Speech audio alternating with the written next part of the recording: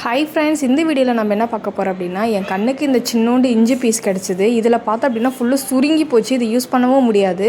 So இதில் வந்து கொஞ்சமாக குருத்து தான் வந்திருக்கு. சரி, இது நட்டு வைக்கலாம், வளருமான்னு எனக்கு தெரியல.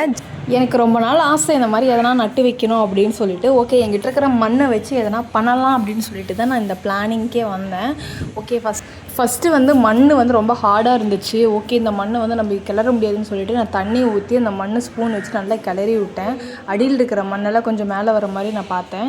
அதுக்கப்புறம் வந்து கொஞ்சம் சின்னதாக ஒரு குழி தோண்டி அந்த குழியில் வந்து இஞ்சி வச்சு நல்லா பதையும் போடலாம் அப்படின்னு சொல்லிட்டு நல்லா குத்தி விட்டு மண்ணெல்லாம் வந்து அது மேலே போட்டு நான் நல்லா மூடி வச்சிட்டேன்.